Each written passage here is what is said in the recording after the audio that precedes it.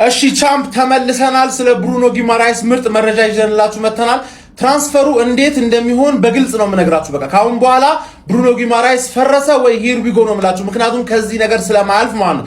ተመልሰናል። ያው ጠፋ ያልንባችሁ ሰሞኑ አካውንታችን እያስቸገረ ስለሆነ እባካችሁን ገብታችሁ 30 ሺህ 40 ሺህ ጊዜ ኮፒ ሊንክ ደብድቡልኝ ማለት ነው። እያንዳንዳችሁ 3 ምናምን ብታደርጉት ደስ ይለናል። አካውንታችንንም ገብታችሁ ኮፒ ሊንክ አድርጉ። ፎሎም ደግሞ ፎሎ ጌች ሆነብን የኢትዮጵያ ህዝብ ፎሎ ያደርገኛል አንፎሎ ያደርገኛል ፎሎ ያደርገኛል አንፎሎ ያደርገኛል ፎሎ ያደርገኝና ሁለት ቀን ቆይቶ አንፎሎ ያደርገኛል። ስለዚህ ገብታችሁ ፎሎ በማድረግ ኮፒ ሊንክ በማድረግ ተባበሩ ማለት ነው። ብሩኖ ጊማራይስ ወደ አርሰናል ያው ዛሬ ሰምታችኋል 70 ሚሊዮን ፓውንድ አርሰናል አቅርበዋል። ያው ኒውካስል ሪጀክት የሚያደርገው ይመስለኛል ከ80 እስከ 85 እያለ ነው። አርሰናል ባጭሩ እየተከተለ ያለበት መርህ እንደ ቪክተር ዮከሬዝ አምና ማለት ነው። እንደ አምና ቪክተር ዮከሬዝ በቃ ይሄን ያህል ይቀርብልሃል፣ 29 ዓመቱ ነው፣ 70 ሚሊዮን ይበቃሃል፣ ልጁ ጫና እንዲያደርግባቸውና ልጁ አስጨንቋቸው እንዲመጣ ማለት ነው። እንደ ቪክተር ዮከሬዝ ግን ይሄኛው ፕላን ላይ በርታየ ችግሩ እንደሆነ ነገር ቪክተር ዮከሬዝ ከአርሰናል ውጪ ሌላ ቦታ መሄድ አልፈልግም ብሎ በደንብ ግልጽ አድርጎት ነበር። ገባ። ስለዛ ሌላ ሰውም ራሱ ማምጣት አይችልም ነበር።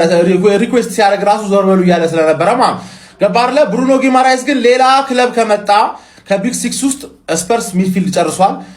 ማን ሲቲ አያስፈልገውም፣ እሱን ጨርሷል። ማን ዩናይትድ ደግሞ እንደ ብሩኖ ጊማራይስ ፕሮፋይል አይደለም የሚያስፈልገው፣ 6 ቁጥር ነው የሚያስፈልገው። ይሄ ሃንግማን የሚባል ሰውዬ ያሰጋኛል ነው የሚለው። እሱ ከገባበት እዚህ ትራንስፈር ውስጥ እሱ አሁንም እንሰጋለን ነው የሚል። ገባር መክፈል ብቻ ነው የሚጠበቀው፣ መክፈል ብቻ። ኒውካስል ካልከፈልክለት ሌላ ሰው ከሌለ አማራጭ የለውም። እንደ ቪክተር ዮከሬዝ ይሸጣል። ልጁም እያስጨነቀ ስለሆነ ፕሪሲዝም መመለስ አልፈልግም እያለ ስለሆነ ቸልሲ ገብቶ ግን 85 ደብቅ አድርገ ኒውካስል ይቀበላል። ከዛ ጊማራይስ አርሰናል ካላቀረበ ምን የልቴን ነው? ተረዳኝ አይደለ? ወደ አርሰናል መሄድ ነው የምፈልገው ከአርሰናል ውጪ ወደ ውጪ ብሎ ካስጨነቃቸው ብቻ ነው ሊሳካ የሚችለውና ቤርታ ከባድ ሪስክ ወስደህብናል ነው ምን እያሰጋህን ነው። መድፈኛው ግን እንዳትንቦቀበቅ ሌላ ቪዲዮ ሰራልሃለሁ ስለሱ ራሱ። ለመድፈኞቹ አርሰናል ደጋፊዎች መልካም የሚባል ዜና በዚህ ሰዓት ተሰምቷል። ብራዚላዊውን የኒውካስትል ዩናይትድ አማካኝ ብሩኖ ጊማራይስን ለማስፈረም ከተጫዋቹ ጋር በግል ሙሉ በሙሉ ከስምምነት ላይ መድረሳቸው ተነግሯል። ተጫዋቹም ከሚኬል አርቴታ ጋር ከስምምነት ላይ ደርሷል። ነገር ግን መድፈኞቹ አርሰናሎች በተጫዋቹ የዝውውር ሂሳብ ዙሪያ ከኒውካስትል ዩናይትድ ጋር ከስምምነት ላይ ያለመድረሳቸው የሚታወቅ ነው። ታዲያም እንግዲህ ካቀረቡት የዝውውር ሂሳብ አሻሽለውም 70 ሚሊዮን ፓውንድ መልሶ ለማቅረብ ዝግጅት እያደረጉ እንደሚገኙ ነው ሪፖርቶች እየጠቆሙ የሚገኙት። ኒውካስትል ዩናይትዶች ተጫዋቹን የመሸጥ ፍላጎት እንደሌላቸው የተነገረ የሚገኝ ሲሆን በክለባቸው ለማቆየትም ፍላጎት አላቸው። ነገር ግን መድፈኞቹ አርሰናሎች ዋጋ አሻሽለው አቅርበው እንግዲህ ይህንን ተጫዋች ወደ ቡድናቸው ለማምጣት ጥረት እያደረጉ ይገኛሉ። ከተጫዋቹ ጋርም በግል ዙሪያ ከስምምነት ላይ መድረሳቸው ተነግሯል። በሚቀጥሉት ጊዜያቶችም እንግዲህ ከኒውካስትል ዩናይትድ ጋር በዋጋ ይደራደራሉ ተብሎ ይጠበቃል። 70 ሚሊዮን ፓውንድ አድርገው እንግዲህ ዋጋውን አሻሽለው ለተጫዋቹ ዝውውር ያቀርባሉ ተብሎ ይጠበቃል። ተጫዋቹ ግን በግል ዙሪያ ሙሉ በሙሉ ከስምምነት ላይ መድረሱ ተረጋግጧል። ይሄ ዜና ለመድፈኞቹ አርሰናል ደጋፊዎች መልካም የሚባል ዜና ነው። ኮፒ ሊንክ ሪፖስት እያደረጋችሁ ለሌሎች እንዲደርስ ማድረጋችሁ እንዳትረሱ። ፈጣንና አዳዲስ የሆኑ እግር ኳሳዊ መረጃዎች ካሉ ደግሞ ማድረሳችሁ ይሆናል። ቡም ሻካላካ ሀቢቢ ክለባችን አርሰናል ከብሩኖ ጊማራይስ ጋር በግል ጥቅማጥቅም ዙሪያ ሙሉ ለሙሉ ከስምምነት ላይ ደርሰዋል ይለናል እውቁ ጋዜጠኛ ፋብሪዚዮ ሮማኖ አሁን ማለት ነው። ሲቀጥልም እንግዲህ አርሰናል ኦፊሻሊ 70 ሚሊዮን ፓውንድ ለኒውካስትል ለማቅረብ ተዘጋጅቷል። ኒውካስትል ዩናይትዶች ግን ይሄኛው 70 ሚሊዮን ሪጀክት የሚያደርጉት ይመስላል። ቢሆንም ግን አርሰናሎች ዝውውሩን እንደሚጨርሱት ያምናሉ ብሏል ፋብሪዚዮ። ሲቀጥልም ሚኬል አርቴታ ራሱ ዝውውሩን ይፈልገዋል። እናም ብሩኖ ጊማራይስም ዝውውሩ እንዲፈጸም ይፈልጋል ብሏል ፋብሪዚዮ ሮማኖ። እንዳለ እንደወረደ ነው እኔ አሁን እየነገርኩ ያለሁት ማለት ነው። ወጌ በዛበት ዝውውር ደስ የሚለው ቢያንስ አሁን ኦፊሻሊ ልጁ ይፈልገዋል መባሉ አርሰናል ጋር ተስማምቷል መባሉ ሌሎች እንዳይገቡብን ሲቲ እና ቼልሲ እንዳይገቡብን እንኳን ቢረዳ ማለት ነውና እስኪ ሐሳባችሁን ኮሜንት ላይ አስቀምጡልኝ። እኔ ከ75 በላይ ከዛ በላይ በጣም ከባድ ሚሊዮን ፓውንድ ስለሆነ ማለት በዩሮ ደግሞ 82 ሚሊዮን ዩሮ አካባቢ ማለት እስኪ ኮሜንት ላይ አስቀምጡ። ይመቻችሁ። በመጨረሻም አሰልቺ የነበረው የብሩኖ ጊማራይስና የአርሰናል ጉዳይ የመጨረሻ ምዕራፍ ላይ ደርሷል። ብሩኖ ጊማራይስና አርሰናል የተመለከተ አዲስ ዜና አሁን ላይ ተሰምቷል። ዜናው ምንድነው የምንመለከት ይሆናል። ቼልሲ ቤትም አዲስ ዜና ተሰምቷል። የቼልሲንም የዝውውር ጉዳይ እንመለከታለን። ወደ ቼልሲ ቤት ስናቀና ቼልሲዎች የክሪስታል ፓላሱን ድንቅ ተጫዋች ማክሰስ ላክሮዋን ለማስፈረም ከተጫዋቹ ጋር በፐርሰናል ትሪምስ ወይም ደግሞ በግል ጥቅማ ጥቅም ዙሪያ ከስምምነት ደርሷል። አሁን የሚቀረው የክሪስታል ፓላስና የቼልሲ ንግግር ነው። ተጫዋቹ ወደ ቼልሲ እንደሚያቀናም ይጠበቃል። ከዚሁ ከቼልሲ ዜና ሳንወጣ ቤንጂ ፍላወር ቼልሲን መቀላቀሉ ተረጋግጧል። የአርሰናል ደጋፊዎችን እፎይ ወደ አሰኘው ዜና እንለፍ። ብሩኖ ጊማሬሽ እና አርሰናል ወደ ተመለከተው ማለት ነው።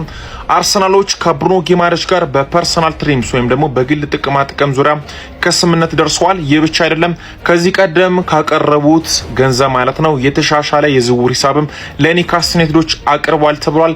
70 ሚሊዮን ፓውንድ ለ13ቱ ኒውካስል ዩናይትዶች ለብሩኖ ጊማሬሽ ዝውውር የ13ቱ ኒውካስል ዩናይትዶች ጠረጴዛ ላይ ያስቀምጧል ተብሏል። ነገር ግን 13ቱ ኒውካስል ዩናይትዶች ይህንን ገንዘብ ሪጀክት ወይም ውድቅ እንደሚያደርጉት ይጠበቃል። ይሁን እንጂ አርሰናሎች በዚህ ገንዘብ ወይም ትንሽ ገንዘብ ጨምረው ማለት ነው ብሩኖ ጊማሬሽን እንደሚያስፈርሙ በራሳቸው ተማምኗል የሚሉ መረጃዎችም እየወጡ ይገኛሉ። ግን አሁን የሚያቀርቡት ገንዘብ ኒውካስሎች ከአርሰናል ጋር ለመደራደር ጥሩ ገንዘብ ይሆናል ብለው ያስቡታል። ምንም እንኳን ገንዘቡን ሪጀክት እንደሚያደርጉትም ቢጠበቅም ማለት ነው። ስለዚህ ከብሩኖ ጊማሬሽ ጋር የወጣው አዲስ ዜና ይሄን ይመስላል። ከዚህ በኋላ ብሩኖ ጊማሬሽ ወይ ይቀራል ወይ ደግሞ ወደ አርሰናል ይመጣል የሚለውን ዜና ነው የምንሰማው። ከዚህ በኋላ አሰልቺ ነገሮችን የምንሰማ አይሆንም ማለት ነው።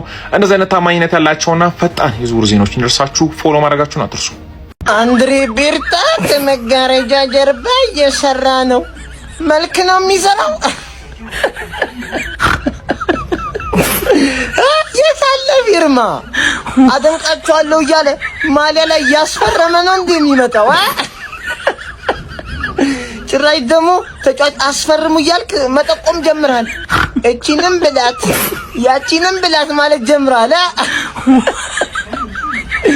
አይ ወያላ ትመቸኛለህ፣ ግን ዝም ብዬ ነካል አድርገህ ብዬ ነው። ባይ በቃ ሰበርና ትኩስ መረጃ እንደወረደ ይልሃል። የአርሰናልና የቼልሲ ደጋፊዎች ይህን ቪዲዮ በደንብ ኮፒ ሊንክ አድርጉት፣ እስከ መጨረሻው ተከታተሉት። ኮፒ ሊንክ ላይ ሪፖስት ማድረግ እንዳይረሳ ጋይስ። አሁን ፋብሪዚዮ ሮማኖ በዩቲዩብ ገጹ ላይ ባጋራን አዲስ ሰበር መረጃ መሰረት ብሩኖ ጊማሬሽ ወደ አርሰናል እንደዚሁም ደግሞ ማክሴንስ ላክሮዋ ወደ ቼልሲን በተመለከተ አዲስ መረጃ አጋርቶናል። ብሩኖ ጊማሬሽ አርሰናሎች ይህን ተጫዋች የግላቸው ለማድረግ ጠንክረው እየሰሩ ነው።